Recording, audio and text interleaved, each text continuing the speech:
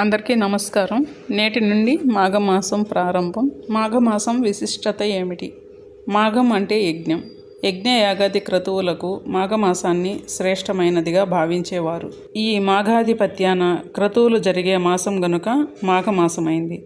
మాఘస్నానం పవిత్ర స్నానంగా భావిస్తారు. పాపరాహిత్యం కోసం నదీ స్నానాలు చేయడం మాఘమాస సంప్రదాయం.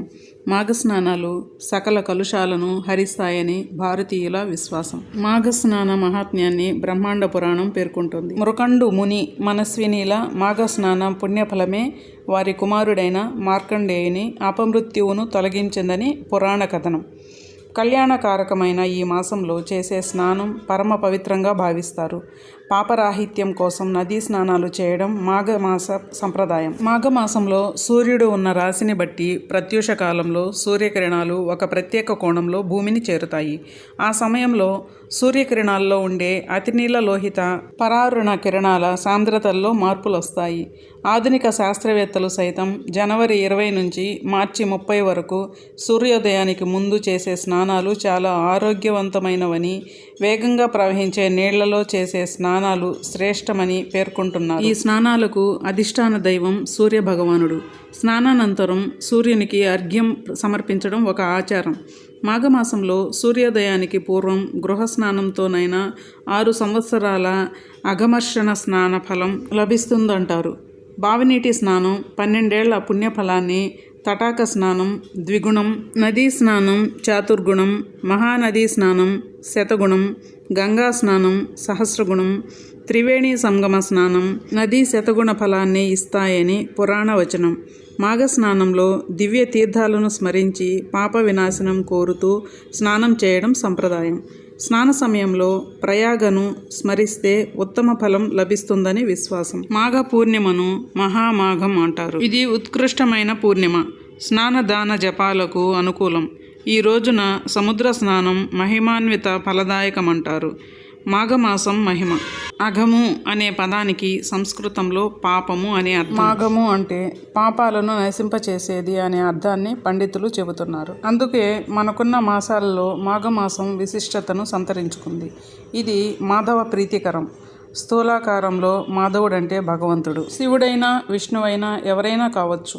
ఈ మాసంలో గణపతి, సూర్య తదితర దేవతల పూజలు, వ్రతాలు కూడా జరుగుతుంటాయి. మాఘ విశిష్టతను గురించి ఈ మాసంలో ముఖ్యంగా సూర్యుడు మకర రాశిలోకి ప్రవేశించినప్పటి నుండి ఉదయకాలపు స్నానాలు చేయటం ఓ వ్రతంగా ఉంది. మాఘంలో ఎవరికి వారు వీలున్నంతలో నది, చెరువు, మడుగు, కొలను, బావి, చివరకు చిన్న నీటి పడియలోనైనా సరే స్నానం చేస్తే ప్రయాగలో స్నానం చేసినంత పుణ్యఫలం అబ్బుతుంది. చలికి భయపడక ఉదయాన్నే నదీ స్నానం చేయటం సర్వోత్తమం. తిథులు. ఈ మాసంలో ఉదయాన్నే దీపారాధన, నువ్వులతో హోమం, నువ్వుల దానం, నువ్వుల భక్షణం లాంటివి ముఖ్యమైనవి. ఈ మాఘమాసంలో శుద్ధ విదియ నాడు బెల్లం, ఉప్పు దానం చేయడం మంచిది. శుద్ధ విదియ, శుద్ధ చవితి, శుద్ధ పంచమి. ఈ వచ్చే పంచమినే శ్రీ పంచమి అంటారు. సరస్వతీదేవి పుట్టినరోజు. ఆ రోజునే బాసరలో కూడా అక్షరాభ్యాసం చేయిస్తుంటారు. తొలిసారిగా పిల్లల్ని స్కూల్లో జాయిన్ చేయించాలనుకునే వాళ్ళు ఈ రోజునే జాయిన్ చేయొచ్చు. ఇయర్ ఎండింగ్ కదా అనుకోకండి. ఇది బేబీ క్లాస్కి ఈ 1 మంత్ 2 మంత్ వెళ్ళిపోతే అయిపోతుంది. తర్వాత ఎల్కేజీకి జాయిన్ చేయొచ్చు. మిగిలిన తిథులు చూద్దాము. శుద్ధ షష్ఠి, శుద్ధ సప్తమి.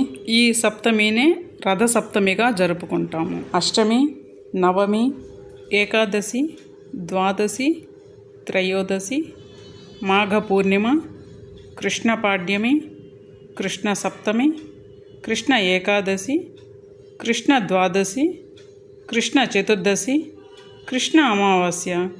ఇలా మాఘమాసంలో ఎన్నెన్నో వ్రతాలు, పర్వదినాలు వివిధ దేవతలను ఉద్దేశించి జరుపుకోవటం కనిపిస్తుంది. అందుకే ఈ మాసానికి తొలి నాళ్ళ నుండి అంత విశిష్టత ఉంది. ఈ మాసంలో వచ్చే ముఖ్యమైన తిథి శుక్లపక్ష చవితి. దీనిని తిల చతుర్థి అంటారు. దీన్నే కుంద చతుర్థి అని కూడా అంటారు. నువ్వులను తింటారు. నువ్వులతో లడ్లు చేసి పంచిపెడతారు. ఈ రోజున డుండి రాజును ఉద్దేశించి నక్తవ్రతము పూజ చేస్తారు. డుండిని ఈ విధంగా పూజించడం వలన దేవతల చేత సైతం పూజలు అందుకుంటారని కాశీఖండంలో తెలియజేశారు. కుంద చతుర్థి నాడు కుంద పుష్పాలతో పరమేశ్వరిని అర్చించి రాత్రి జాగరణ చేసిన వారు సకలైశ్వర్యాలను పొందుతారని కాలదర్శనంలో చెప్పబడింది. అయితే సాయంకాలం చతుర్థి ఉంటే ఉత్తమం అని ఈ సందర్భంలో తెలుసుకోవాలి. మాఘమాసంలో ప్రాతకాలంలో చేసే స్నాన జప తపములు చాలా ఉత్తమమైనవి. ఈ మాసంలో స్నానం చేసేటప్పుడు ఈ మంత్రం చదువుకోవాలి.